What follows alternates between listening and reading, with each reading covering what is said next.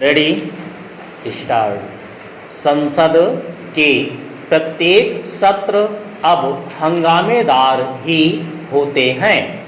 इस पर आश्चर्य नहीं कि बजट सत्र के दूसरे चरण में भी हंगामा होने के आसार हैं, जहां विपक्ष केंद्रीय एजेंसियों और विशेष रूप से सीबीआई और ईडी के कथित दुरुपयोग को लेकर सरकार को घेरने के मूड में हैं।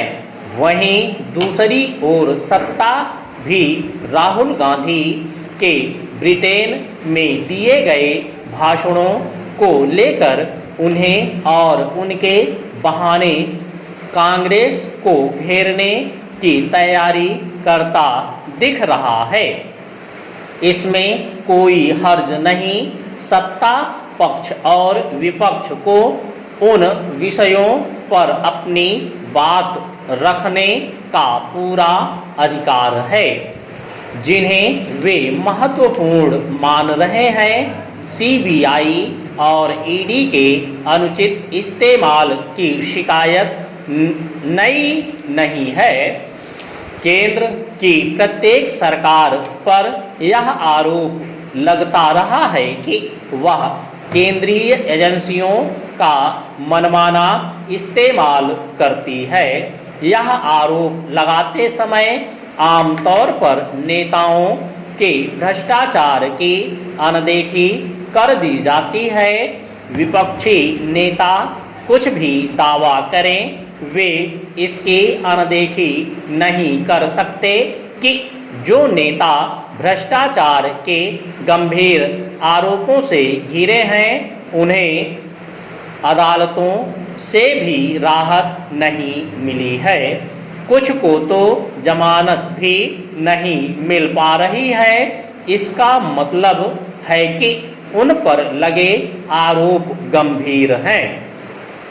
चूंकि भ्रष्टाचार के मामले जांच के दायरे में होने के साथ अदालतों के समक्ष भी हैं, इसलिए मांग तो यह होनी चाहिए कि उनका निस्तारण यथाशीघ्र हो।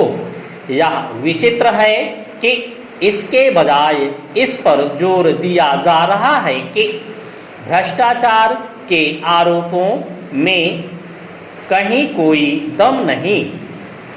इस पर यकीन करना इसलिए कठिन है क्योंकि एक तो प्रथम दृष्टया सामने आए प्रमाण इसकी काट करते हैं और दूसरे कई मामलों में आरोपित नेताओं के यहाँ आय के ज्ञात स्रोतों से अधिक संपत्ति मिली है।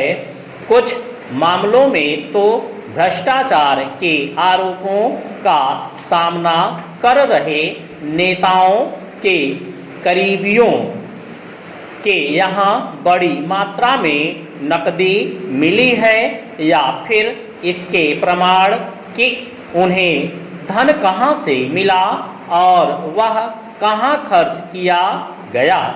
यदि विपक्ष यह चाहता है कि इस सब की अनदेखी कर दी जाए तो यह संभव नहीं। आज आवश्यकता इसकी है कि विपक्ष इस पर बल दे कि भ्रष्टाचार के मामलों की गहन जांच हो और वह भी तेजी के साथ। जांच एजेंसियों के साथ ही अदालतों को भी तेजी दिखानी चाहिए। यदि केंद्रीय जांच एजेंसियों के अनुचित इस्तेमाल का आरोप लगाकर संसद की कार्यवाही ठप की जाती है तो यह एक तरह से भ्रष्टाचार का बचाव ही होगा और इसे स्वीकार नहीं किया जा सकता।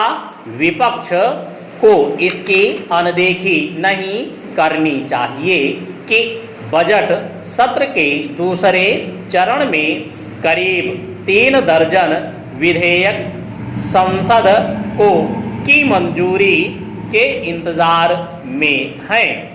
उन्हें न केवल संसद की मंजूरी मिलनी चाहिए बल्कि उन पर व्यापक बहस भी होनी चाहिए। यह ठीक नहीं कि अब ऐसा बहुत कम होता है।